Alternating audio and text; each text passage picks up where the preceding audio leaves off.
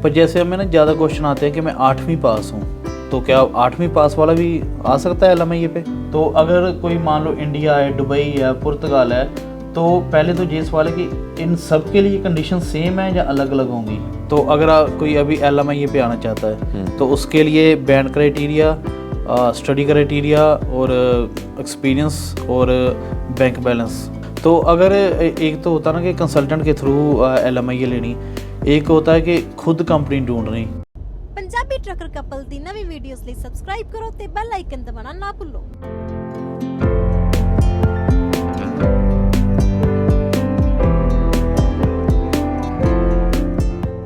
हाँ जी, तो कैसे हैं आप सभी? तो हम आ गए हैं एक और पॉडकास्ट लेके। जैसे हमने लास्ट वीडियो में बोला था कि काफ़ी हमें क्वेश्चन आते हैं कि हम कैसे भी कनाडा कैसे आए एज अ ट्रक ड्राइवर, हमारे पास इतना एक्सपीरियंस है और लाइसेंस इतना पुराना है। लेकिन जैसे मैं हर एक बार कहता हूँ कि हम लीगली आपको कुछ भी एडवाइस नहीं कर सकते। तो जैसे हमने प्रॉमिस किया था कि हम एक रेपुटेटिव कंसल्टेंट को लेके आएंगे इस मसले पे बात करने के लिए, तो आज हम उन्हीं के साथ बैठे हैं। तो आओ वेलकम करते हैं कंवर सीरा जी का। सत श्री अकाल सर, की हाल है? बहुत ਵਧੀਆ, ऑल गुड। और किवें रहा लॉन्ग वीकेंड? लॉन्ग वीकेंड ਵਧੀਆ ਰਿਹਾ ਜੀ। बढ़िया है, या एवरीथिंग वेंट वेल। ठीक है। हाँ, तो पहले तो हम बात कर लेते हैं आपके बारे में कि आपको कितना टाइम हो गया है एज अ कंसल्टेंट सर्व करते हुए लोगों को। तो कितना टाइम हो गया आपको?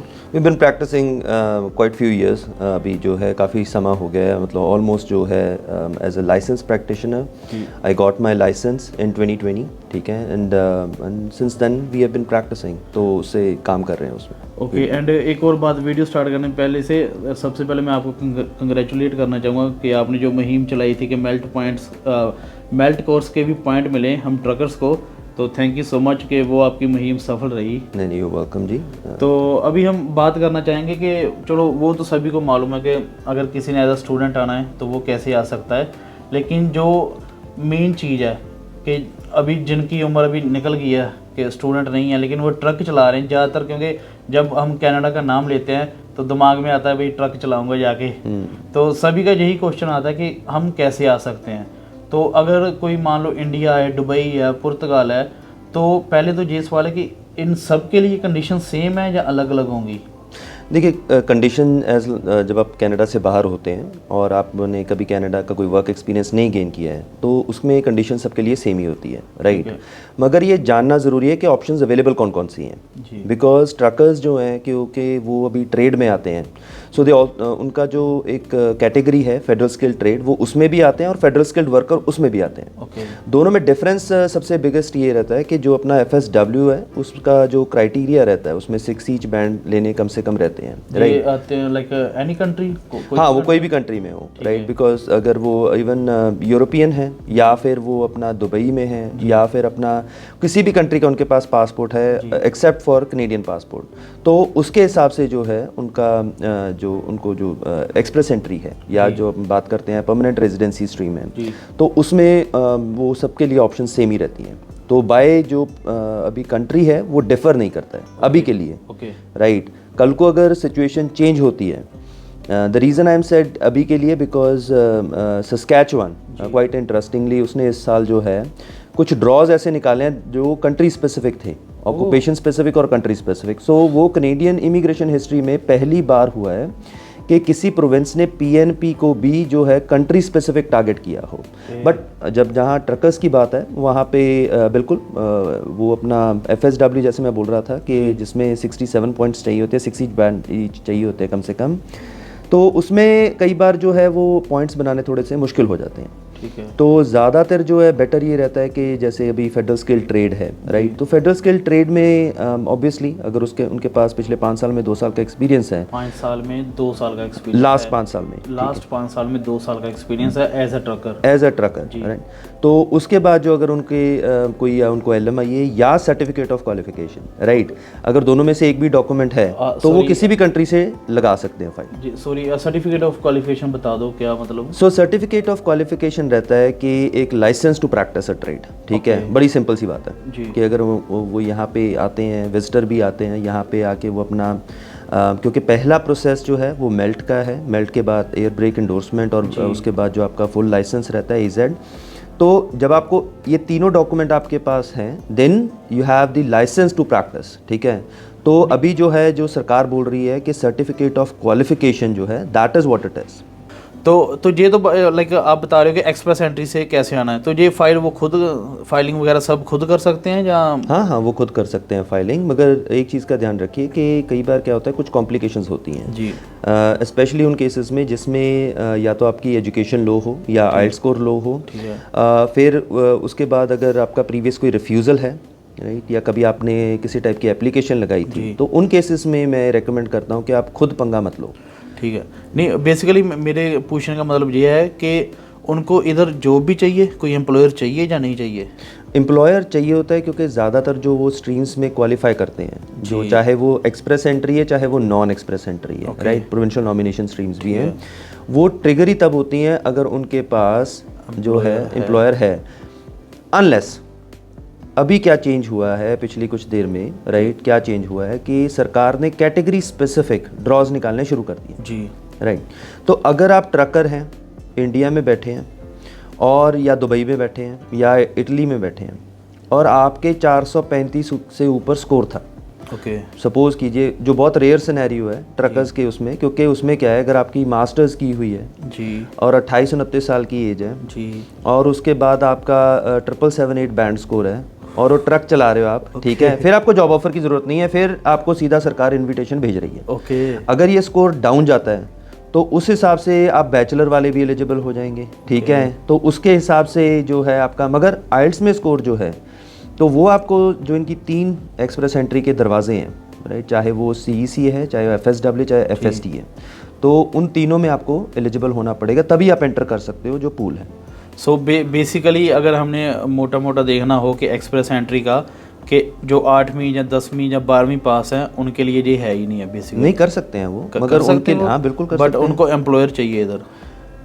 वो भी एक ट्रिकी क्वेश्चन है, बिकॉज उसका आंसर ये है कि नॉट नेसेसरीली, ज़रूरी नहीं है, क्योंकि अगर वो सपोज करो उनके पास विजिटर वीज़ा है और वो यहाँ पे आके लाइसेंस लेते हैं। नहीं, वो दैट्स डिफरेंट थिंग। मैं पूछ रहा हूँ अगर बाहर से ही आना है, कोई हाँ, अगर वीजा बाहर नहीं है, से ही आना है, हाँ, एक्सप्रेस लेकर सीधे लगा के आना, हाँ, फिर वो अपना उनके लिए थोड़ा सा मुश्किल है ना। फिर वो बैचलर डिग्री जैसे आप कह रहे हो, क्योंकि फिर उनको LMIA लेके जॉब ऑफर लेनी पड़ेगी, तभी वो FST में TP जो है फेडरल स्टेट ट्रेड में, जी उसी पे ही अब मैं आने लगा हूँ। तो बेसिकली हम एक्सप्रेस एंट्री का पार्ट खत्म करते हैं। तो 777 एक सेकंड में इसमें एक चीज़ ऐड करूँगा, राइट, तो इसका मतलब ये नहीं है कि बाहर से वो फिर भी नहीं आ सकते, कुछ प्रोग्राम्स हैं, एम्प्लॉयर सपोर्ट ज़रूर चाहिए, ठीक है, ज़रूरी नहीं LMIA, जैसे कुछ प्रोग्राम्स जैसे अटलांटिक इमिग्रेशन प्रोग्राम है, हाँ, उस पे भी जैसे रूरल नॉर्दर्न इमिग्रेशन प्रोग्राम है जी, राइट, जो पायलट प्रोग्राम है, राइट, और जो अपना जैसे कुछ प्रोविंसेस के भी प्रोग्राम्स हैं, ठीक है, जो ऐसे टारगेट करते हैं कि अगर आपके पास 1 साल का एक्सपीरियंस है और जॉब ऑफर है, सिर्फ जॉब ऑफर के बेसिस के ऊपर अगर आपको एंडोर्समेंट मिलती है तो एंडोर्समेंट के बेसिस के ऊपर आप परमानेंट रेजिडेंसी अप्लाई कर सकते हो। तो आपको LMIA की भी ज़रूरत नहीं, आपको कनाडा में आके एक्सपीरियंस लेने की भी ज़रूरत नहीं, और आप उन जो पर्टिकुलर स्ट्रीम्स है उसमें लगा सकते हो फाइल, ठीक है। सो है ऑप्शंस, वैसे भी ऑप्शंस हैं, बट उन केसेस में एम्प्लॉयर ज़्यादातर सपोर्ट नहीं करता, जो जेन्युइन एम्प्लॉयर है, क्योंकि वो कहता है कि मैंने तो इनका काम कभी देखा ही नहीं, जो काम कभी देखा ही नहीं इनका, ठीक है, तो मैं कैसे भरोसा कर सकता हूँ, और वो भी परमानेंट रेजिडेंसी में, जिसके बाद ये भी कोई गारंटी नहीं है बंदा मेरे साथ काम करेगा कि नहीं करेगा। तो एम्प्लॉयर्स की, जो जेन्युइन एम्प्लॉयर्स हैं, उनकी भी एक बहुत रिस्ट्रिक्शन हो जाती है कि किसी को हम PR के लिए सपोर्ट कर रहे हैं, ठीक है, अगला PR होकर आएगा, मगर PR अगर होकर ही आएगा तो फिर तो वो कोई स्ट्रिंग्स तो अटैच्ड है नहीं, तो वो आके किसी के साथ भी काम कर सकता है, तो वो तो फिर एम्प्लॉयर की रिसोर्सेज का जो है मिसयूज़ हुआ, तो वो एक कंसर्न रहता है, बट हाँ प्रोग्राम है, ठीक है। तो ये तो बात होगी एक्सप्रेस एंट्री की। तो अगर कोई अभी LMIA पे आना चाहता है तो उसके लिए बैंड क्राइटेरिया, स्टडी क्राइटेरिया और एक्सपीरियंस और बैंक बैलेंस, ये सब देखिए रेकमेंडेड, ठीक है, वर्ड रेकमेंडेड इसलिए यूज़ करते हैं क्योंकि जो एक आइडियल केस सिनेरियोस होते हैं जिसमें आपका अप्रूवल रेट बढ़ जाता है, तो कम से कम अगर 12th ग्रेड है 12 और 5.5 बैंड जो हैं, ठीक है, वो आपके हैं, तो आपका केस जो है 5.5 ईच कह लो, ठीक है, 1-2 में अगर 5 भी हैं तो भी मतलब अपना we have to be very careful about it, है ना। तो जैसे स्पीकिंग में अगर 5 है दैट्स स्टिल फाइन, ठीक है, मगर रीडिंग और लिसनिंग, ये 2 एस्पेक्ट जो हैं, ये आपको भी मालूम है कि ट्रकर के जो आपका वर्क है उसमें ये 2 क्रिटिकल रोल प्ले करते हैं। वो तो है, वो तो है। तो वो अगर आपके स्ट्रांग हैं, ठीक है, तो कहीं ना कहीं पे आपका जो है मतलब आपका केस स्ट्रांग हो जाता है। फेडरल केस में कुछ ऐसे केसेस हैं जिसमें इवन ये स्कोर के ऊपर तो डिसीजंस जो हैं वो चैलेंज हुए और फिर बाद में उनको जो है रिकंसिडरेशन के लिए भेजा गया और वो अप्रूव हो गए थे। ओके, तो उस बेसिस पे ये मैं बात कर रहा हूँ कि जो फेडरल केसेस हैं उसके बेसिस के ऊपर मैं आपको ये बात बता रहा हूँ कि that's as per the recent decision, तो वो एक्सेप्ट हो रहा है। पर जैसे हमें ना ज़्यादा क्वेश्चन आते हैं कि मैं 8वीं पास हूँ, तो क्या 8वीं पास वाला भी आ सकता है LMIA पे? क्या वो बैंड स्कोर लेके जा सकता है? हाँ, ये बात है। अगर वो ले जाएगा तो 8वीं पास चलेगी? आपने प्रूव कर दिया कि आप जो है असेसमेंट क्राइटेरिया है, ठीक है, तो वो आप फुलफिल करते हो, तो उसमें क्या दिक्कत है? तो जैसे आपने कहा असेसमेंट क्राइटेरिया, तो बेसिकली उसमें वो आइल्स ही मांगते हैं बेसिकली, तो फिर स्टडी का नहीं है उनको? एज ए सेड के एक रिकमेंडेड +2 है। ऐसे ट्राई करने में, तुक्के लगाने में तो आप चाहे 8वीं फेल का भी लगा लो, कोई दिक्कत की बात नहीं है। जी जी जी जी। समस्या ये आती है कि जब आप केस उठाते हो जी, सिर्फ एक इसके लिए कि भाई अपना for the sake of it कि भाई हाँ मुझे पैसे बन रहे हैं, डॉलर बन रहे हैं, दैट्स अ डिफरेंट थिंग। मगर जब आप उठाते हो कि नहीं, आपको क्लाइंट को अवेयर कर रहे हो कि भाई ये आइडियल केस सिनेरियो है, रिकमेंडेड ये एजुकेशन है, नहीं है तो आपके केस में आपका केस वीक रहेगा। ठीक है, तो ये रहता है कहीं ना कहीं। तो एक्सपीरियंस कितना चाहिए इसमें? कम से कम 2 साल। 2 साल, ठीक है। तो अगर एक तो होता ना कि कंसल्टेंट के थ्रू LMIA लेनी, एक होता है कि खुद कंपनी ढूंढनी, तो वो अगर कोई ढूंढना चाहता है तो वो कैसे वो चीज़ देखे? हाँ, तो कंपनीज हैं, जैसे जहाँ तक मैं फेमिलियर हूँ, लाइट स्पीड है जो अल्बर्टा में है, they are doing pretty good job. अगर आप उनको अप्रोच करते हो, दे आर प्रीटी, जो मुझे मार्केट से फीडबैक आता है, मैं उस बेसिस के ऊपर बता रहा हूँ। फिर सी फूड SFX वाले हैं PEI में, they are doing pretty good job. फिर क्लार्क्स वाले हैं नोवा स्कोशिया में, एंड ईसन वाले, राइट, ईसन या तो ट्रांसपोर्ट, वो अपना आपका नोवा स्कोशिया में है। ये वो कुछ चुनिंदा एम्प्लॉयर्स हैं जिनका हमें मालूम है कि they don't charge anything as such LMIA का, और मतलब ठीक है उनका अभी तक तो ठीक है, बाकी फ्यूचर में कुछ कह नहीं सकते, बट अदरवाइज कम्प्लीटली डिपेंड करता है। कई बार क्या होता है कि अगले का रिश्तेदार होता है और वो रेडी होता है, या कोई जानकार होता है वो रेडी होता है सपोर्ट करने के लिए, और उस केसेस में अपना फिर मतलब व्हाटएवर जो उनका म्यूचुअल एग्रीमेंट है तो उस पर कर सकते हैं, कोई दिक्कत की बात नहीं है। उसमें बस ये रहता है कि कंसल्टेंट का कमीशन खत्म हो जाता है। वही जो चीज़ $45,000 में मिलनी है वो आपको 25 या 20 या 15 में मिल जाएगी, राइट। सो वो ज़रूरत है। तो जब LMIA पे कोई आता है तो वर्क परमिट मिलता है, तो वो कितनी देर का मिलता है और क्या वो बॉन्डेड होता है? डिपेंड करता है। आज की डेट में जो है 2 साल का भी मिलता है, 3 साल का भी मिलता है, राइट। तो अगर आपका मीडियन वेज है, प्रॉपर है, राइट, और अप्रूवल के टाइम पे अगर आपने वो सब कुछ मेंशन किया था, तो 3 साल का जो है आज की डेट में मैक्सिमम आपको मिल जाता है वर्क परमिट। तो बॉन्डेड मिलता है जिस कंपनी? बॉन्डेड ही रहेगा। LMIA के बेसिस के ऊपर किसी को भी जब वर्क परमिट मिलता है वो बॉन्डेड, आप कह सकते हो उसको bonded, which is called closed, जो टर्म हम यूज़ करते हैं, लीगल टर्म जो है वो उसको क्लोज्ड बोलते हैं। क्लोज्ड का मतलब ये होता है कि उस पर मेंशन होता है कि किस एम्प्लॉयर के साथ आप काम कर सकते हो, तो उसी एम्प्लॉयर के साथ आप काम करोगे, ऊबर भी नहीं चला सकते। अच्छा, या कुछ और कर ही नहीं सकते? बिल्कुल भी नहीं कर सकते। ठीक है, मुझे लगा अगर ठीक है अब मेन जॉब आपकी ट्रकिंग है, आप उसके साथ कर रहे हो तो आप ऊबर भी कर लो साथ में। नहीं, कर नहीं सकते ना, आप कर ही नहीं सकते।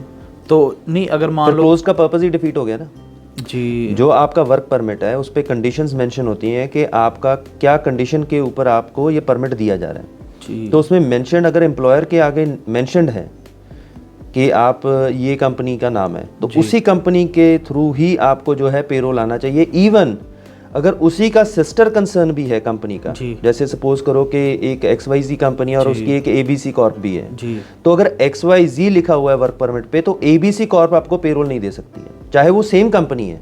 ठीक है, राइट, सेम ओनर है उनके, कंपनी तो नहीं, सेम ओनर है, राइट, सिस्टर कंसर्न है, मगर फिर भी वो नहीं दे सकती है। ठीक है, ठीक है, वो XYZ से ही आना चाहिए।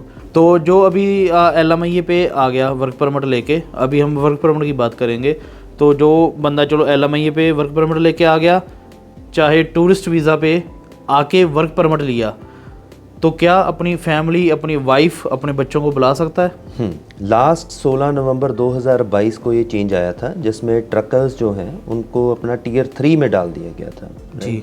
तो वैसे भी जो है टीयर 0, 1, 2, 3 जो होता है वो स्किल्ड वर्कर कैटेगरी में आ जाता है, और अंडर एग्जाम्पशन कोड C41 में जो है आप लेके आ सकते हो अपने स्टोर्स को। मैं चाहता हूँ आप थोड़ा लेके आ सकते हो। ओके, थोड़ा मतलब थोड़ा सिंपल टर्म्स में समझाएं। सिंपल टर्म्स में इसमें ये है कि हाँ आ सकते हैं। ठीक है।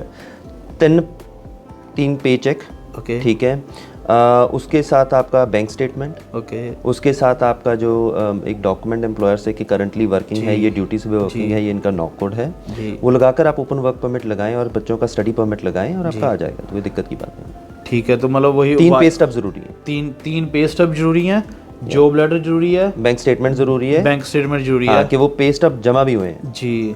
तो जैसे मान लो 3 साल का वर्क परमिट हस्बैंड को मिला है, तो वाइफ को भी 3 साल का ही मिल जाएगा। हाँ, वो उसकी एक्सपायरी तक का होता है, क्योंकि 3 साल का मिला हस्बैंड को जी, वाइफ की फाइल लगी 6 महीने बाद या 3 महीने बाद, तो उनको पूरा 3 साल का नहीं मिलेगा, जितना हस्बैंड की एक्सपायरी है जी वर्क परमिट की उस टाइम तक का मिलेगा, या फिर अगर उनका पासपोर्ट उससे पहले एक्सपायर हो रहा है तो पासपोर्ट की एक्सपायरी तक। ठीक है, तो ये तो हमने बात कर ली 2 तरीकों की, एक्सप्रेस एंट्री की, LMIA की। अब आगे ना बड़ों का सवाल होता है कि मैं टूरिस्ट वीज़ा पे आके तो उसे कन्वर्ट करवा सकता हूँ वर्क परमिट पे, तो वो कैसे होगा? हाँ, वो आप करवा सकते हो। सरकार ने ये पब्लिक पॉलिसी लेकर आए थे जिसमें उन्होंने मतलब अभी टेम्परेरीली अलाउ किया हुआ था जी। इस साल वो पॉलिसी एक्सपायर हो रही थी, सरकार ने 2 साल के लिए और एक्सटेंड कर दी है, तो फरवरी 2025 तक। ठीक है, फरवरी 2025 तक आप एज अ विजिटर आके कनाडा में वर्क परमिट पे आप कन्वर्ट करा सकते हो। ओके, हाँ, और उसके 2 तरीके होते हैं, एक आप ऑनलाइन जाके कर सकते हो, एक आप बॉर्डर पे जाके कर सकते हो। ओके, बट होगा कैसे? तो उसमें आपको ऑब्वियसली एक तो LMIA चाहिए, एम्प्लॉयर सपोर्ट चाहिए जी, और वो LMIA पे आपका नाम चढ़ा होना चाहिए। फिर उसके बाद आप जो है जैसे हम एक एप्लीकेशन में आपको एक्सपीरियंस दिखाना होता है, आइल्स दिखाना होता है, तो एक मेडिकल आपका चाहिए होगा। सो वो सारे डॉक्यूमेंटेशन अटैच करके आप मतलब या बॉर्डर पे जाते हैं या फिर आप जो है अपना ऑनलाइन एप्लीकेशन लगा देते हैं। तो जैसे तो एक्सप्रेस एंट्री और LMIA में था कि आइल्स के इतने बैंड होने चाहिए, इतनी स्टडी रिकमेंडेड 12th होनी चाहिए, तो अगर कोई विजिटर वीज़ा पे आके LMIA ले रहा है उसके लिए तो ये चीज़ें नहीं है ना? नहीं, देखिए ये नहीं रहता है करनी पड़ेगी उनको। एंड ऑफ द डे जो अप्रूवल आना है वो तो सेम ऑर्गेनाइजेशन से ही आना है ना, IRCC से, इमिग्रेशन से ही आना है ना कनाडा से। ये तो है नहीं कि यहाँ पे ब्रैम्पटन की म्यूनिसिपैलिटी ने छाप के दे देना है, वो तो नहीं होना ना, ठीक है। तो होना तो इमिग्रेशन अफसर नहीं है और उनका पैरामीटर सेम ही रहता है, कानून नहीं चेंज होता विद इन कनाडा या आउटसाइड कनाडा। देखिए आइल्स हमेशा रेकमेंडेड होती है। रीजन इसमें रेकमेंडेड वर्ड मैं क्यों यूज कर रहा हूँ, क्योंकि जब आप वहाँ पे बॉर्डर पे जा रहे हैं जी, तो ऑफिसर आपकी लैंग्वेज असेसमेंट आपसे बात करके भी पता कर सकता है जी।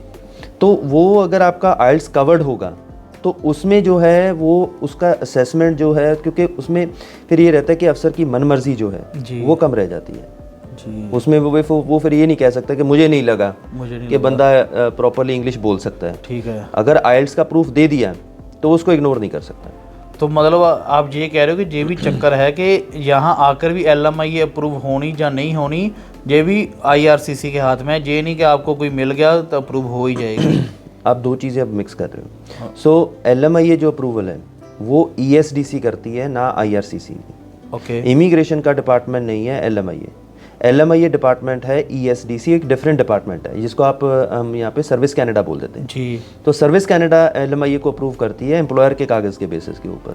उसके बाद LMIA अप्रूव होकर आती है, वो एम्प्लॉयर का डॉक्यूमेंट है, एम्प्लॉयर आपको देता है, तो फिर आप IRCC के पास जाते हो जी। वही मैं कह रहा हूँ, वो तो मुझे मालूम है कि वो तो पहले अप्रूव करा लेगा एम्प्लॉयर, लेकिन मतलब जैसे मैं लेना चाहता हूँ, मेरे नाम पे चढ़ेगी या नहीं चढ़ेगी LMIA, वो भी मतलब खतरा बना रहता है? नहीं, उसमें नहीं रहता इतना इशू जी, क्योंकि अगर आप ESDC से आप कोऑर्डिनेट करते हो, अगर आपकी LMIA अप्रूव्ड है तो आप किसी का भी पासपोर्ट भेजते हो वो चढ़ा के भेज देंगे। जो असेसमेंट क्राइटेरिया है कि इसको जो है ट्रक ड्राइवर का वर्क परमिट देना है कि नहीं देना, वो इमिग्रेशन करती है। उसका जो LMIA जिस पे नाम चढ़ना है उसका उससे साथ कोई लेना देना नहीं है, क्योंकि LMIA पे नाम चढ़ने का मतलब ये नहीं है कि आपको वर्क परमिट मिलेगा ही मिलेगा। हाँ जी, ये बात अभी आई, मैं समझ गया आपकी बात, तो वो नहीं रहे। अच्छा, हाँ, ये जरूरी नहीं है कि सीरियसली मैं कह रहा हूँ, मुझे ये नहीं मालूम था, मुझे भी नई चीज मालूम चली। मुझे लगता था अगर मिल गया कोई ABC लेट्स से मुझे किसी ने दे दिया भाई ठीक है भाई वर्क परमिट आ जाएगा। नहीं, ऐसा नहीं रहता है, क्योंकि अगर LMIA पे नाम चढ़ना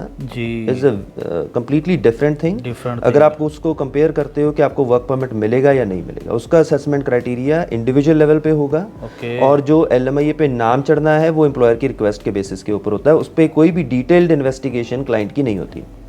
ओह जी जी, इसका नहीं था मालूम मुझे। तो जैसे हम जो बाहर से आना चाहते हैं LMIA पे, तो एक चीज़ रहेगी कि कोई एज लिमिट है उनकी, कोई डिपेंड मैटर अगर करती बाहर है एज? नहीं, एज का इतना इशू नहीं होता है, मगर ऑब्वियसली आप 55 प्लस अगर आ रहे हो तो यहाँ के वेदर कंडीशन के हिसाब से थोड़ा सा हेल्थ कंसर्न्स रहते हैं। ठीक है। तो वो नहीं है एज सच। मगर एक इम्पॉर्टेंट चीज़ जो ट्रकर्स के रिलेटेड है, जो मैं आपको ज़रूर बताना चाहूँगा या आपके थ्रू जो आपके पॉडकास्ट देख रहे हैं उन सबको, कि जब आप यहाँ पे क्लोज्ड वर्क परमिट पे आ जाते हो जी, तो उसका मतलब ये नहीं है कि एम्प्लॉयर आपको ओन कर रहा है। अगर आपके साथ हरासमेंट हो रही है, आपकी पेमेंट मारी जा रही है, आपका वेज थेफ्ट हो रहा है, जो आजकल आपको हाँ, और आपको जो है प्रॉपर इक्विपमेंट नहीं दिया जा रहा है, आप प्रॉपर जो है आपको जो अनफिट बोल दें हम, ठीक है, अनफिट इक्विपमेंट आपको दिया जा रहा है, जो ट्रक जो हैं वो वॉर्न आउट ट्रक हैं वो आपको चलाने को मजबूर किया जा रहा है, तो उस केस में जो है सरकार का वल्नरेबल ओपन वर्क परमिट का प्रोविज़न है, जिसके बेसिस में क्या रहता है कि तो उसमें मैं ये सिर्फ रिक्वेस्ट करना चाहूँगा कि प्रूफ इकट्ठे करते रहो। जैसे अनफिट अगर इक्विपमेंट दिया उसकी फ़ोटो खींच लो। अगर आपका जैसे लॉग बुक है, ज़्यादातर डिजिटल लॉग बुक 14 दिन में मेरे ख्याल से रहता है, रिकॉर्ड रहता है कई बार, तो वो जो है वो ज़रूर सेव करते रहो। तो सॉरी मैं जहाँ पे जस्ट ऐड कर दूँ कि रिकॉर्ड कंपनियों के पास 6 महीने का रहता है, और जो हमारे पास बुक होती है उसमें 14 दिन का रिकॉर्ड होता है। हाँ, तो वो डाउनलोड करते रहो, वो डाउनलोड अपनी ईमेल पे ट्रांसफर करते रहो, वो ट्रांसफर करते रहो, क्योंकि उसमें फिर क्या होता है, क्योंकि कंपनी के खिलाफ कंप्लेंट कर रहे हो, उनसे थोड़ी मांगोगे जी, ठीक है। तो आपको रिकॉर्ड होना आपके पास बहुत ज़रूरी है, क्योंकि कल को जब आपने इमिग्रेशन के पास जाना है वल्नरेबल ओपन वर्क परमिट में, उसमें आपको प्रूफ देना पड़ता है कि आपकी एक्सप्लॉयटेशन और हरासमेंट कैसे हुई है, और उसमें जब आप इसका जैसे आप प्रूफ देते हो तो यही डॉक्यूमेंट लगते हैं आपके, ठीक है, जैसे फ़ोटोज़ लगती हैं, आपका बकायदा जो है अगर आपकी रिसीट्स हैं, राइट, लॉग बुक की हिस्ट्री है, वो सारी डिटेल लगती है कि देखो मैंने इतना काम इस कंपनी के लिए किया जी, ये प्रूफ है, मगर इन्होंने मुझे पे नहीं दिया, या ये मुझसे अनफिट इक्विपमेंट करवा रहे हैं, राइट, या ये मुझे किसी और कंपनी के पे चेक दे रहे हैं। तो इनके अलग अलग पैरामीटर हैं हरासमेंट के, उसमें फिजिकल, वर्बल जो आपका अब्यूज़ आ जाता है वो सारा कुछ, मेंटली वो मेंटल आ गया, साइकोलॉजिकल, फाइनेंशियल आ गया जी, राइट, वेज थेफ्ट आ गया, इवन LMIA को एक एक्सपेंसिव रेट पे बेचना, राइट, तो वो भी जो है वो फाइनेंशियल एक्सप्लॉयटेशन या हरासमेंट में आ जाता है। सेक्सुअल आ गया, राइट, तो वो भी इसमें आ जाता है। तो अलग अलग पैरामीटर्स हैं जिसके बेसिस के ऊपर सिर्फ ये नहीं है, कईयों को सिर्फ ये लगता है कि अगर मेरी पे मरेगी सिर्फ इसीलिए मैं ओपन वर्क परमिट ले सकता हूँ। इवन अगर आपको यहाँ पर लाकर आपको काम नहीं दे रहे हैं और सिर्फ आपको बोल रहे हैं कि यार्ड में सिर्फ आप ट्रक इधर से उधर कर दो जी, और आपको प्रॉपर वर्क नहीं दिया, और आपके उस पर LMIA पे लिखा हुआ था लॉन्ग हॉल ट्रक ड्राइवर, तो भी आप जो है उसमें कंप्लेंट डाल सकते हो कि मुझे प्रॉपर काम नहीं दे रहे। तो जो आपके टर्म्स ऑफ कंडीशंस होती हैं एम्प्लॉयमेंट की, अगर वो वायलेट हो रही हैं तो उसके बेसिस के ऊपर आप कंप्लेंट कर सकते हो, और आपको 1 साल का ओपन वर्क परमिट एक बार के लिए मिलता है। ये भी ज़रूरी चीज़ है कि वो बार बार नहीं मिलना, राइट, क्योंकि एक बार अगर आपने ले लिया, कई बार सोचते हैं उसकी एक्सटेंशन कर लेंगे जी, उसकी एक्सटेंशन नहीं होती है कंपनी। अगर तो उसके बाद अगर आपको जैसे सपोज कीजिए आप किसी के साथ ऐसे आपको एक्सप्लॉयटेशन हो रही थी जी, सरकार ने आपको जो है वर्क परमिट दे दिया ओपन जी, तो ओपन वर्क परमिट आने के बाद 1 साल का आता है वो, तो अगले 1 साल में you have to find an employer, एक एम्प्लॉयर ढूंढ के फिर आप उससे LMIA लेकर फिर आप उनके क्लोज्ड वर्क परमिट पे आकर फिर then you can continue working. अच्छा, मतलब दोबारा वो 1 साल का पीरियड लेनी पड़ेगी? हाँ, क्योंकि वो तो है ही है, इसको एक्सटेंड नहीं कर सकते ना, एक्सटेंडेबल नहीं है वर्क परमिट। अगर 1 साल में पक्के हो गए ठीक है, अगर मतलब बिना LMIA लेके किसी कंपनी के अंडर काम करके, और हाँ प्रोग्राम है, जैसे अभी सस्कैचुअन का प्रोग्राम है जिसमें 6 मंथ्स के बाद आप फाइल लगा सकते हो, hard to fill skill stream जो है वही, मतलब एक बार PNP भी हाथ में आ गई तो PNP के बेसिस के ऊपर फिर आपको LMIA की जरूरत नहीं पड़ेगी, फिर नहीं पड़ेगी।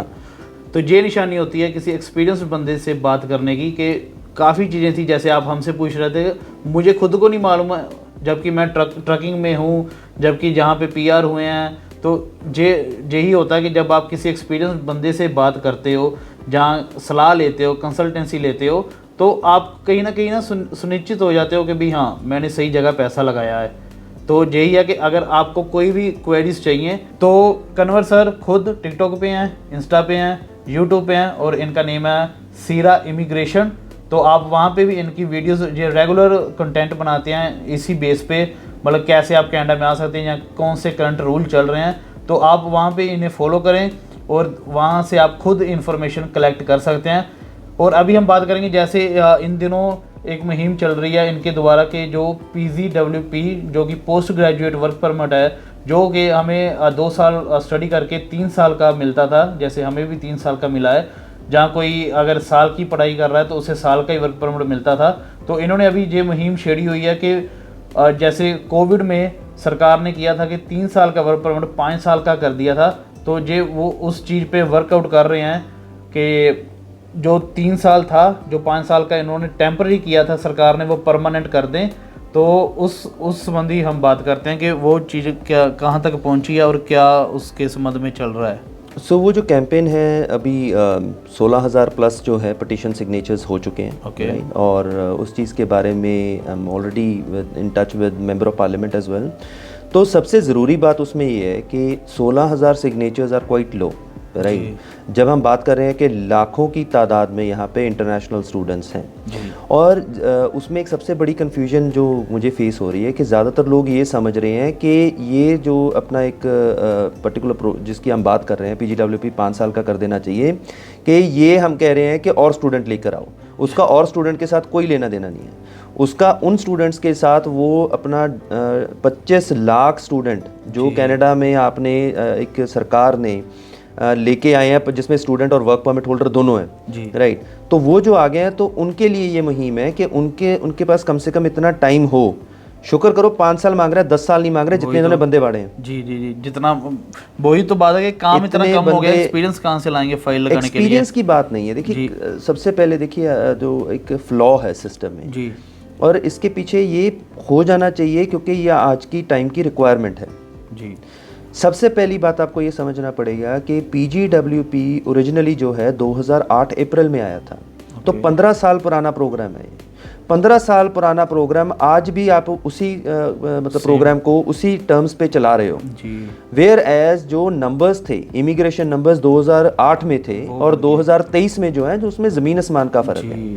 तो जब आपने नंबर्स जो है वो ट्रिपल या क्वाड्रुपल कर दिए, तो ये चीज़ों में भी बदलाव होना ज़रूरी है।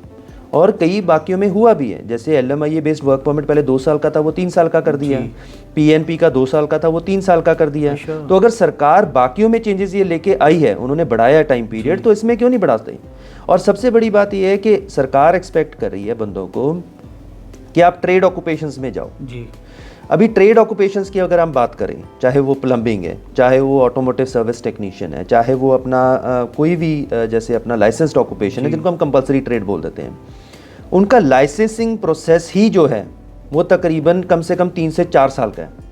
तो आप लोगों को कह रहे हो कि 3 से 4 साल वाले ऑक्यूपेशंस में जाओ जिसमें लाइसेंसिंग में इतना टाइम पीरियड लगता है, मगर हम आपको वर्क परमिट 3 साल का देंगे। तो सरकार जो है वो अपनी बात को ही काट रही है जी। तो आप प्रमोट करो, ये चीज़ ज़रूर प्रमोट करो, मगर अगले को एक बेस वर्क तो दो कि हाँ आपको हम 5 साल का वर्क परमिट दे रहे हैं, जिसमें 3 साल का आप जो है काम करो, जिसमें आपका अप्रेंटिसशिप पीरियड भी रहेगा। उसके बाद आपने अपना क्लासेस भी अटेंड करनी है, उसके बाद आपका क्लासेस अटेंड करने के बाद एग्ज़ाम भी होना है। वो सारे पीरियड के लिए उनको आप सरकार बोल रही है कि ये बंदे जो हैं कंस्ट्रक्शन वर्कर के हम रिफ्यूजी बाहर से लेकर आएंगे जी।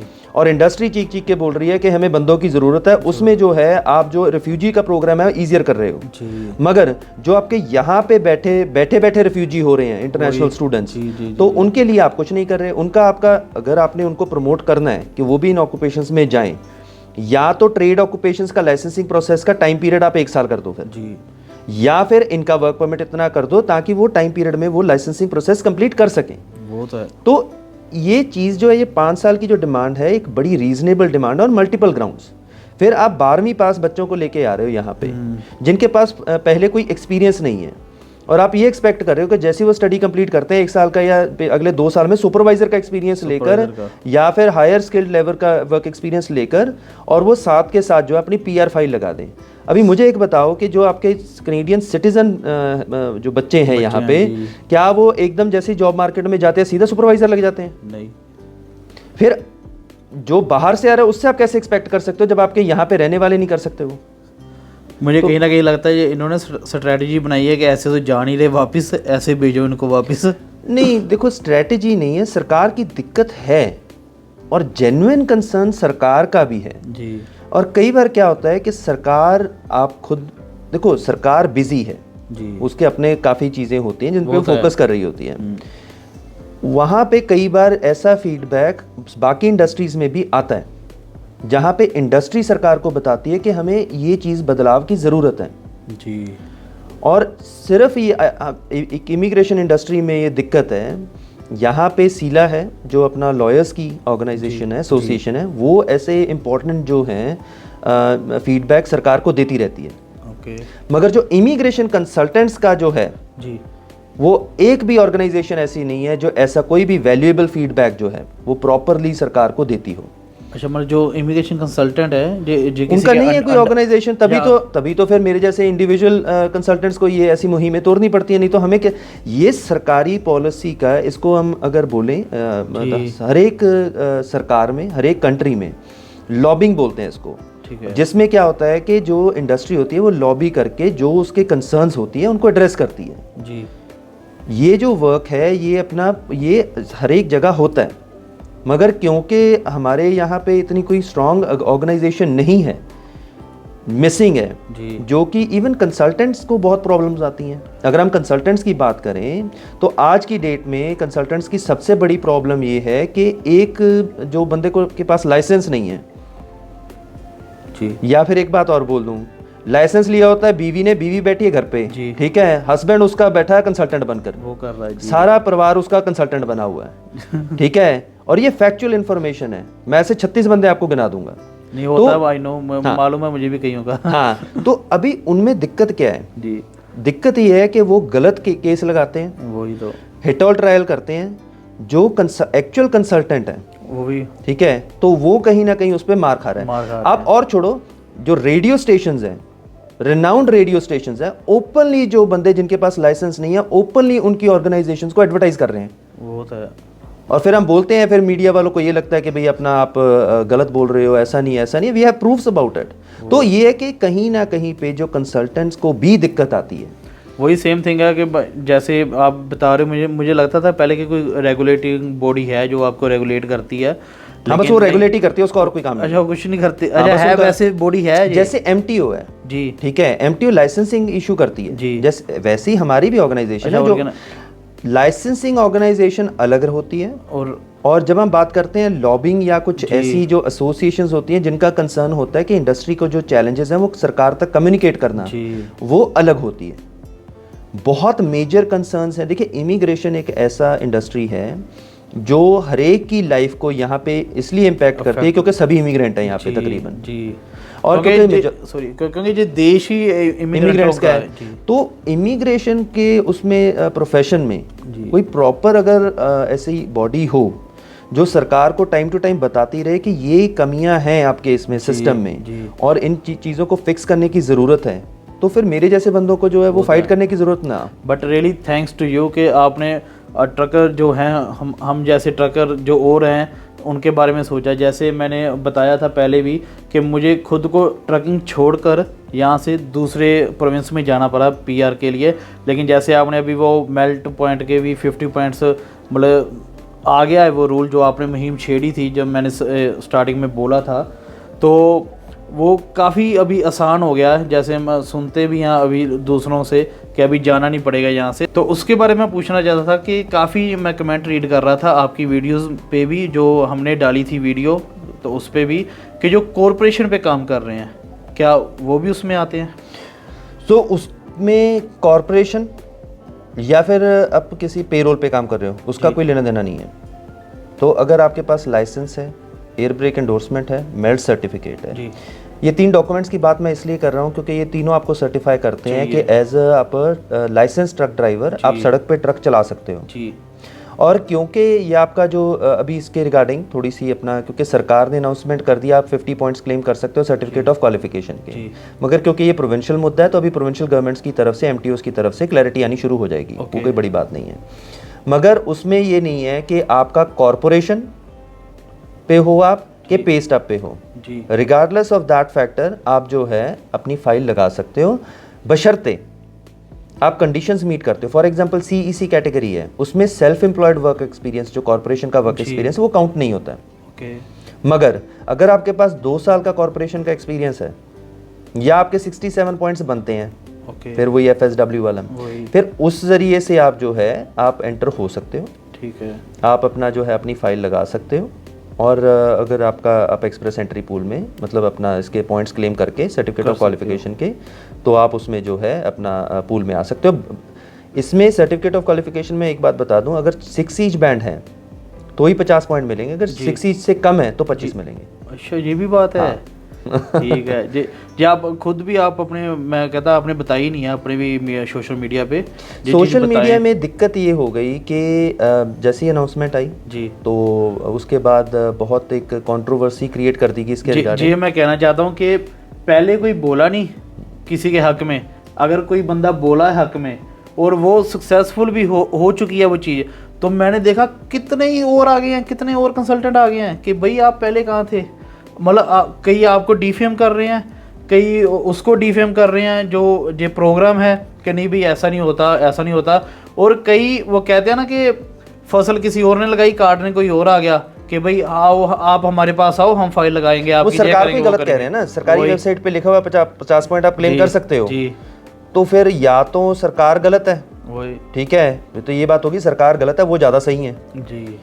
और सबसे बड़ी बात ये है कि अभी भी जो कैंपेन रन हो रही है PGWP 52, कितने कंसल्टेंट्स ने उसके ऊपर वीडियो बना दी है, मगर जिस दिन आ गया जी सभी आ जाएंगे, सभी आ जाएंगे कि हाँ भी 52 आ गया, ये तो बहुत गलत हो गया है, इसमें तो अभी अपना PR होना मुश्किल हो जाएगा, ठीक है, ये हो जाएगा वो हो जाएगा। 1-2 कंसल्टेंट्स ने जो है जो मतलब इवन मैं उनको कंसल्टेंट्स भी नहीं मानता, पार्ट टाइम कंसल्टेंट और पार्ट टाइम पॉलिटिशियन जो हैं, तो वो अभी बोल रहे थे कि भाई अपना ऐसे तो मतलब PR सीधा कर दो इनको, ठीक है, या फिर PR प्रोग्राम लेकर आओ, ठीक है, बोलने में अच्छा लगता है, मगर उनको ये फाइट जो है ये कोटे के बेसिस के ऊपर है कि जब कोटा PR प्रोग्राम आप लेके आओगे, लेके तो उसी कोटे से आओगे ना, वही तो बंदे तो 3 लाख ही पक्के करोगे, जो 25 लाख बांट लिए उसमें से 3 लाख पक्के कर दिए, तो बाकियों का क्या बनेगा। वही बात मैं कहना चाहता था कि एजुकेशन ही नहीं है ना, कि जैसे आप ये बात कर रहे हो, आप जो जहाँ पे है उन्हीं की बात कर रहे हो, लेकिन लोग क्या सोच रहे हैं, जब आपने ट्रकर्स का किया था ना, तो नीचे मैं कमेंट पढ़ रहा हूँ, लोग कह रहे हैं ओ भाई छोड़ दो इसे, ट्रकिंग का पहले बहुत बुरा हाल है, ये है, लेकिन वो ये नहीं सोच रहे कि जो ऑलरेडी ट्रकिंग में हैं उन्होंने भी तो PR लेनी है, तो ये उनके लिए फायदेमंद है। हाँ, वो ज्यादातर वो आप ये तो नहीं कह रहे कि भाई और लोग आओ ट्रक का लाइसेंस लो, ट्रक चलाओ, आप ये नहीं कह रहे, आप हमारा सोच रहे जो ऑलरेडी ट्रकिंग में है, जिनके पास एक्सपीरियंस है जी, क्योंकि उनका वैसे भी कुछ बन नहीं रहा था पहले, वही तो 8 सितंबर से पहले उनके पास ऑप्शन क्या थी, LMI लेने की। जी, हाँ, सिर्फ ये है कि इसके आने की वजह से कई कंसल्टेंट्स को 1.5 2 लाख महीने का डॉलर्स का जो है वो लॉस हुआ है। वही मैं कहने लगा था, वो चुभ रहा है, हाँ, वो जब वो चुभता है। अच्छा, इंटरेस्टिंग बात ये है, जिन लोगों ने वो वीडियो डाली कि सर्टिफिकेट ऑफ क्वालिफिकेशन क्या पॉइंट मत क्लेम करो, कुछ दिनों बाद लोग जाके चेक कर रहे हैं उनके अपना उस पे अपना सोशल मीडिया पे वो वीडियो डाल रहे थे कि LMI हमारी अप्रूवल जो है वो 2 हफ्ते में आ गई, 3 हफ्ते में आ गई, ठीक है। तो मतलब ये तो लोगों को अपना दिमाग यूज करना पड़ेगा कि वो कौन सी गेम प्ले कर रहे हैं। वही बेसिकली चुभ भी जे रहा है उनको।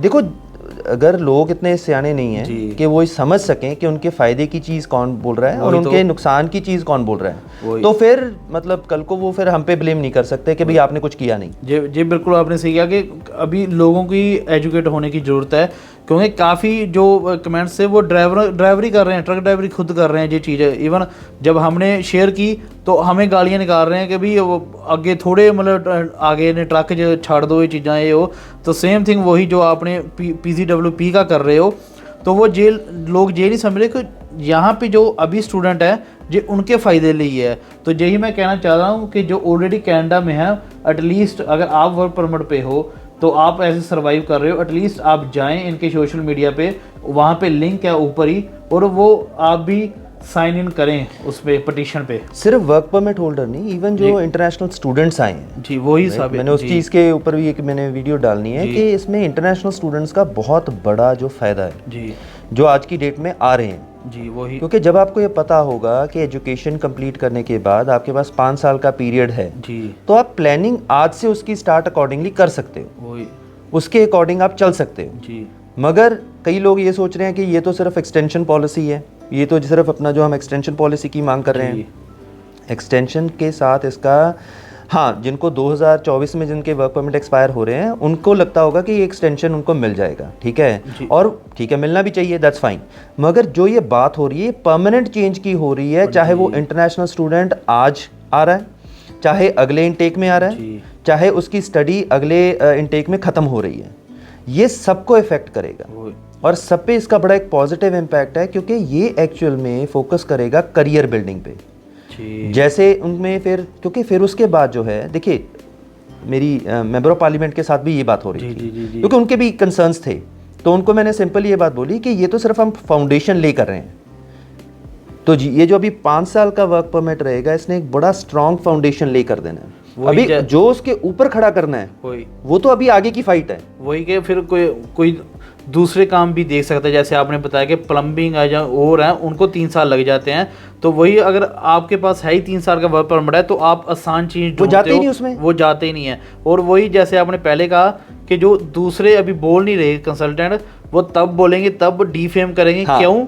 क्योंकि उनको था जब 3 साल का वर्क परमिट खत्म हो जाता सभी क्या करते थे, भागते किधर थे, एलामैया की तरफ भागते थे, उनका कहीं ना कहीं वहां पे भी उनको रुकावट आएगी। देखो दिक्कत पता है क्या है, दिक्कत ये है कि लोगों को ये लगता है कि कोई बंदा अगर तो हक की आवाज़ उठा रहा है जी तो ये पॉपुलैरिटी की बात कर रहा है, ठीक है, इसकी पॉपुलैरिटी, ठीक है, ये I am gonna face it the evil right in the face. अभी दिक्कत क्या है, जब भी वहाँ पे अपना डेपुटेशन का मुद्दा था जी, एक कोई मतलब टिकटॉकर या सोशल मीडिया पर्सनालिटी है उसने सरी से डाल दिया कि भाई कंसल्टेंट वहाँ पे पहुँच गए, ठीक है, ऐसे करके वो तो अपने फ़ायदा देख रहे हैं, तो रिकॉर्ड है कि आज की डेट तक भी मैंने अपना वहाँ से कोई भी वीडियो नहीं डाली, मेरे सोशल मीडिया पे आपको कोई भी वीडियो जो है वहाँ पे नहीं दिखेगी, हालांकि सारा लीगल रिप्रेजेंटेशन जो वहाँ का था सिंगल हैंडेडली वो मैं हैंडल कर रहा था उसमें, राइट, जिसमें अपना सारा जो बैकग्राउंड में इवन जो सारा मेमोरेंडम गया है सभी जो अपना, चाहे वहाँ पे जगमीत सिंह आए हैं, चाहे कोई भी MP आए हैं, चाहे पियर पॉलिव है, वो सबको ड्राफ्ट किया मैंने, उसमें जो डिमांड्स थी वो सारी मीट हुई हैं और कई चीज़ें ऐसी हैं जिनके बारे में अभी लोगों को मालूम भी नहीं है जो बेनिफिट मिला है, राइट, मगर ये है कि वो चीज़ें अगर पॉपुलैरिटी लेनी होती that was the perfect time.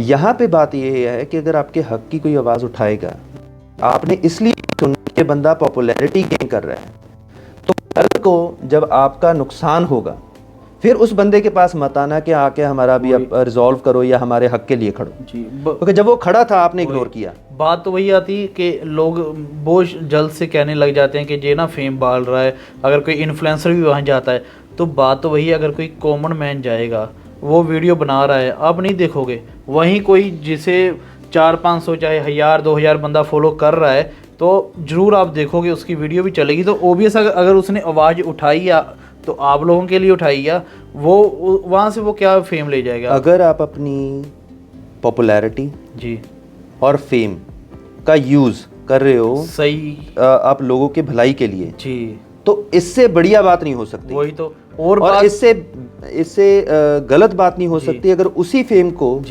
Misuse करके आप लोगों को गलत गाइड कर रहे हो, राइट, या अपना उनको गलत डायरेक्शन में लेके जा रहे हो, उनको मिसगाइड कर रहे हो, तो वो उतना ही गलत है। वही तो लोगों से बंदा पूछे कि अगर वो वहाँ पे गया है अपना टाइम छोड़ के, अपने टाइम की परवाह करे बिना अपना काम छोड़ के वहाँ पे गया, तो आप लोग तो नहीं उसे पैसे दे रहे, लेकिन फिर भी वो आवाज़ आपके लिए उठा रहा है, तो अगर वो कहते हैं भी सोशल मीडिया से पैसे कमाने हैं तो ठीक है, सोशल मीडिया दे रही है ना, तो आप तो नहीं दे रहे।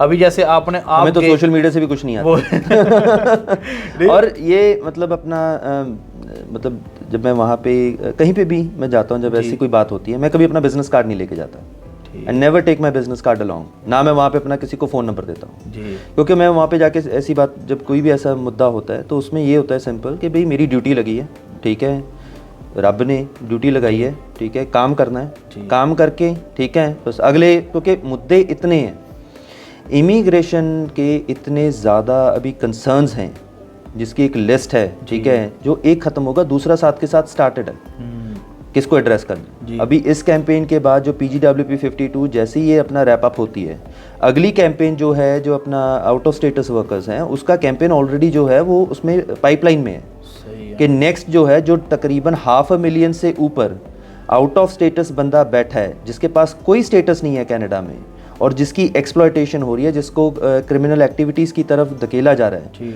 उन सब के हकों की मांग, उन सब की रेगुलराइजेशन की मांग जो है, तो उसको, उसके रिगार्डिंग जो कैंपेन छेड़नी, वो भी अभी पाइपलाइन में है, मगर एक ख़त्म होगी तभी दूसरी स्टार्ट करेंगे। तो that's why we need people support कि भाई ये चीज़ ऐसी है कि दिस इज़ ठीक है, अगर मतलब अपना इफ इस काम में लगे हैं कि अगर सिस्टम को सुधारने में लगे ही हैं, राइट, तो लेट इट बी। काम तो देखो, पैसे तो कमा ही रहे हैं हम जी, वो तो मतलब ये तो है, दाल फुल्का तो चल ही रहा है ना, वही तो, उसमें तो कोई दिक्कत नहीं है, बाकी की चीज़ें भगवान अपने आप टेक केयर करेगा जी। अभी बात रहेगी ये चीज़ों के लिए, तो ठीक है, मतलब अपना अगर ड्यूटी लगी है तो करेंगे। वही बात है कि मैं इसीलिए मैं आपको अप्रिशिएट करना चाहता हूँ कि जब इन्होंने वो चलाई थी पटिशन अब मेल्ट प्रोग्राम के लिए, तो इन्होंने खुद अपने सोशल मीडिया से ये बात की कि जो इन्फ्लुएंसर हैं, जो खुद ट्रकिंग में हैं, कि मैं उनको पे भी कर दूंगा, आगे आप अपने चैनल पे वीडियोस डालो सो दैट उसे सपोर्ट मिले और लोगों को उस चीज़ का मालूम चले। खैर चलो, किसी ने लिए पैसे? नहीं, किसी ने नहीं लिए, और मतलब सबने बड़ा आगे आकर सपोर्ट किया जी। और कहीं ना कहीं मुझे अच्छा भी लगा इस चीज़ का कि एक, क्योंकि एक इमेज क्रिएट की जाती है इन्फ्लुएंसर्स की भी कि ज़्यादातर ये जो है सिर्फ पैसे लेके काम करने वाले हैं, राइट, वेयर एज ऐसी कोई बात नहीं है, right, I am not paying you anything, right, तो ये आपको मतलब अपना ये है कि आप यहाँ पे आए हो, ठीक है, तो आपको अच्छा लगा, आपको लगा कि नहीं वहाँ पे जाके कोई ऐसी बात हो सकती है जो आपके व्यूअर्स को हेल्प कर सके, तभी आप यहाँ पे आए हो। काफी बातें होंगी जो मुझे खुद को नहीं मालूम थी, वो मुझे मालूम चल गई अब तो। नहीं तो वो ये होता है कि ठीक है, दिस इज मतलब जो सारा इसका इवन पिटिशंस रहती है, कुछ भी रहता है ना जी, उसमें या वीडियोस भी इवन बनाते हैं, उसमें मेन मुद्दा ये रहता है कि लोगों में अवेयरनेस हो, क्योंकि जब लोगों में अवेयरनेस होगी ना, उनके साथ गलत काम या फ्रॉड होना जो है वो कम हो जाएगा जी। तो अभी जो कैंपेन चल रहा है PGWP 52, तो आपको कब तक लगता है कि इसके रिजल्ट्स आ जाएंगे? तो देखिए, अभी जो कैंपेन है, अभी तो फाइट स्टार्ट हुई है, राइट, एक कह लो कि पूरे अभी इस टाइम चरम सीमा पे चल रही है, वेयर जो अपना मोर एंड मोर पीपल जो है इसमें इन्वॉल्व हो रहे हैं। तो अभी आगे अभी देखते हैं कि होपफुली ज़्यादा लंबी फाइट ना हो। हमारा टारगेट ये है कि 31 दिसंबर 2023 तक इसको रैप अप कर लें, ताकि 1 जनवरी 2024 को जिसका वर्क परमिट एक्सपायर हो रहा है उसको 40,000 LMIA के ना पे करने पड़े।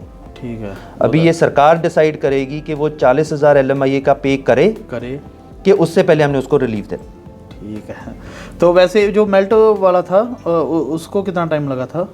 क्योंकि हमें तो मालूम ही तब चला जब आपने वीडियोस डाली, तो हमें दूसरे लोगों ने टैग करना स्टार्ट कर दिया उसमें, तो तब मुझे मालूम चला कि अच्छा ये मुहिम चल रही है। तो लेकिन पहले कब से आप चला रहे थे उसे? वो अपना 3 मार्च को स्टार्ट किया था, इसी साल को, राइट, तो तकरीबन 6 महीने लगे उसको, 6 महीने और 5 दिन। सही है फिर तो, राइट। सो ये है कि और उसमें अनफॉर्चुनेटली उसमें इतनी सपोर्ट नहीं थी जितनी इसमें सपोर्ट है, मगर ये मुद्दा अभी थोड़ा सा बड़ा है। वो सिर्फ ट्रकिंग इंडस्ट्री को लेकर था, ये तो एक पूरा ग्रुप ऑफ जो कह लो कि सारा जितना भी एक एजुकेशन का जो स्टूडेंट्स हो गए, इंटरनेशनल स्टूडेंट्स हो गए, PGWP होल्डर हो गए, ये एक बहुत बड़ी जो एक पॉपुलेशन है ये उसको टारगेट कर रहा है, बड़ी इंडस्ट्री को टारगेट कर रहा है। तो ठीक है जी, तो मतलब काफ़ी बढ़िया बातचीत हुई आपसे, और काफ़ी चीज़ों का मुझे मालूम चला, और हमारी YouTube फैमिली मेम्बर्स को भी ये इन्फॉर्मेशन मिली। थैंक यू है आपका कि आपने टाइम निकाला और हमारे से मतलब विस्तार में बातचीत की। तो आगे भी मैं आपको तंग करता रहूँगा, जब नए रूल्स आएंगे उस पर बात हम करते रहेंगे, कोई दिक्कत की बात। तो thank you so much sir. Alright, you are welcome. तो ये बातचीत थी कन्वर सीरा जी से। तो प्लीज़ कमेंट्स में बताएं कि आपको कैसा लगा, और हम इनके सारे सोशल मीडिया हैंडल्स का डिस्क्रिप्शन में लिंक भी डाल देंगे और इनका एड्रेस भी डाल देंगे।